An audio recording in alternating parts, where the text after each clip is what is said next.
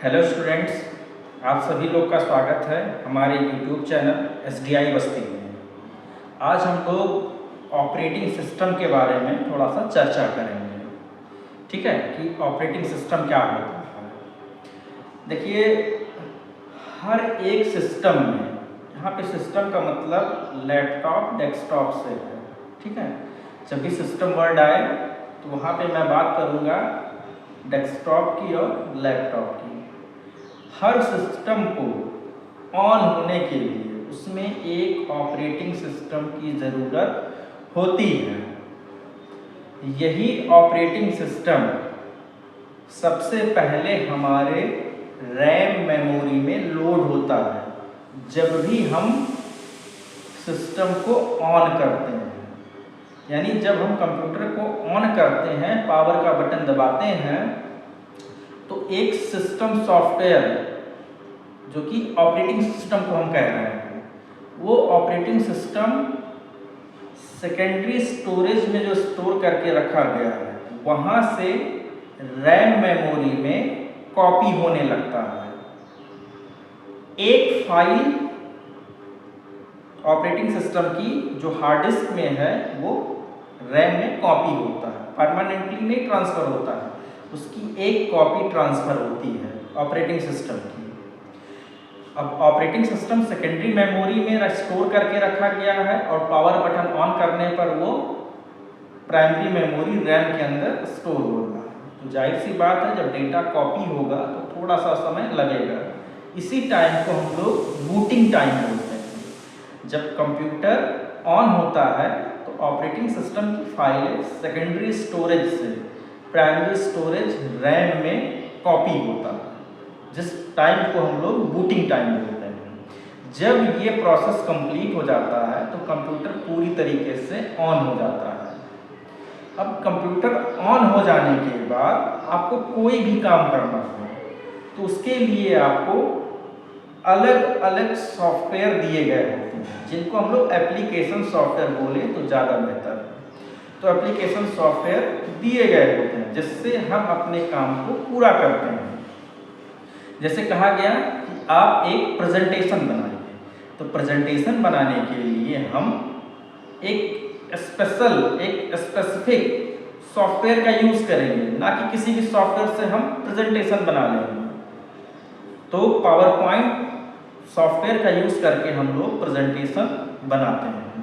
ठीक है, ऐसे कोई भी काम हो, जैसे मुझे कोई फाइल शेयर करना है या कोई फ़ोटो है, उस फोटो को मुझे किसी दूसरे पर्सन को शेयर करना है, तो हमारे लैपटॉप में, हमारे कंप्यूटर में शेयर मी या शेयर इट जैसे सॉफ्टवेयर होने चाहिए जो फाइलों को ट्रांसफ़र कर सके। ठीक है, ऐसे मुझे कोई डॉक्यूमेंट बनाना हुआ, मुझे कोई फ़ोटो एडिट करना हुआ, मुझे कोई जो है पोस्टर बनाना हुआ, तो इसके लिए अलग अलग सॉफ्टवेयर दिए गए हैं। तो जब कंप्यूटर सिस्टम ऑन होता है तो सबसे पहले ऑपरेटिंग सिस्टम लोड हो जाता है। तो ऑपरेटिंग सिस्टम एक इन्वायरमेंट देता है, एक माहौल देता है कंप्यूटर के अंदर काम करने के लिए। अगर थोड़ा सा गौर करें तो आपको ये दिखेगा कि कंप्यूटर जो है उसके अंदर ऑपरेटिंग सिस्टम जो है वो एक हार्डवेयर के ऊपर रन कर रहा है। चूँकि ऑपरेटिंग सिस्टम एक सॉफ्टवेयर है और उसको रन करा रहे हैं हम किसी हार्डवेयर के ऊपर। जैसे मैं बात करूं, मेरे पास एक लैपटॉप है, उस लैपटॉप को जब मैं पावर बटन दबाता हूं तो वो ऑन नहीं होता है। लैपटॉप क्या है? लैपटॉप केवल एक हार्डवेयर है और जब हम पावर बटन दबाते हैं तो ऑपरेटिंग सिस्टम रैम में लोड होने लगता है, यानी उस हार्डवेयर को एक्टिवेट करने में ऑपरेटिंग सिस्टम का यूज़ हो रहा है।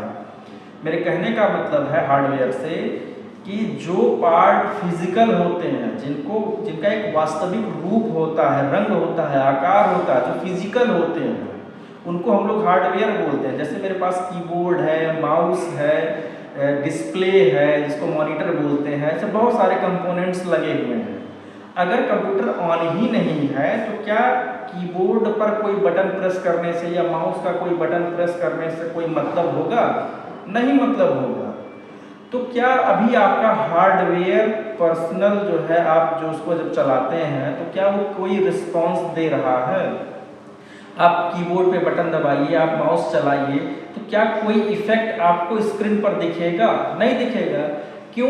क्योंकि हमारे लैपटॉप को एक्टिवेट करने वाला सॉफ्टवेयर जिसका नाम ऑपरेटिंग सिस्टम है, वो ऑपरेटिंग सिस्टम अभी लोड ही नहीं हुआ है, इसलिए हार्डवेयर किसी काम का नहीं है।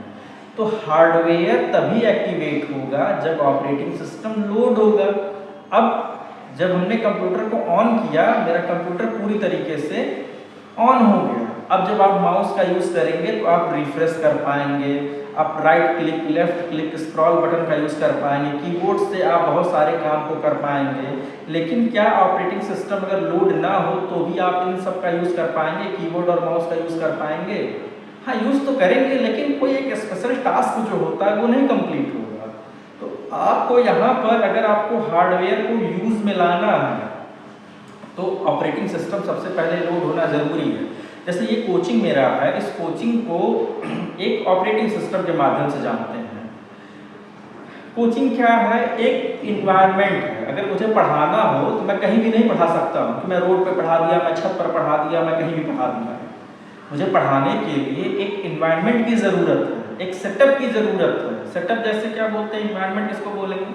बच्चे अगर हमारे पास आ रहे हैं तो उनको बिठाने के लिए मेरे पास प्रॉपर सीट होनी चाहिए, उनको लैब कराने के लिए मेरे पास सिस्टम्स होने चाहिए, उनका डेटा स्टोर करने के लिए मेरे पास फॉर्म्स होने चाहिए, उनको पढ़ाने के लिए मेरे पास वाइट बोर्ड, मार्कर होना चाहिए, और उनको जो है ट्रेंड करने के लिए एक इंस्ट्रक्टर होना चाहिए, टीचर होना चाहिए।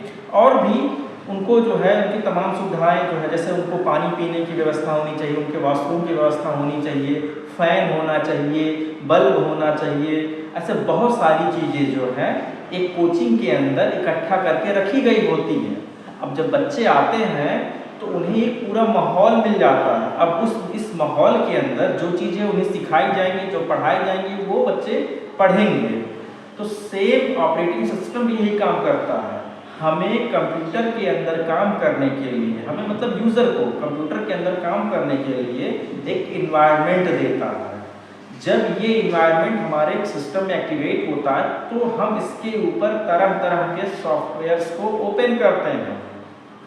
जैसे मुझे कोई काम करना है तो मैंने उस काम को देखते हुए मैंने उस सॉफ्टवेयर को ओपन किया। जैसे मुझे मान लेते हैं ऑनलाइन वीडियो देखना है, तो अब मैं YouTube को ओपन करूँगा। अब YouTube के माध्यम से मैं उस वीडियोस को देख पाऊँगा। मुझे किसी को मैसेज करना है, किसी से चैटिंग करनी है, तो मैं WhatsApp का यूज़ करूँगा। तो ऑपरेटिंग सिस्टम हमारे कंप्यूटर को एक्टिवेट करने वाला एक सिस्टम सॉफ्टवेयर होता है जो यूज़र तथा हार्डवेयर के बीच में कम्युनिकेशन प्रोवाइड करता है, आदान प्रदान करता है सूचनाओं का। अगर आदान प्रदान ना हो तो क्या कम्युनिकेशन हो सकता है? किसी भी तरह के कम्युनिकेशन के लिए दो पर्सन्स का होना ज़रूरी है।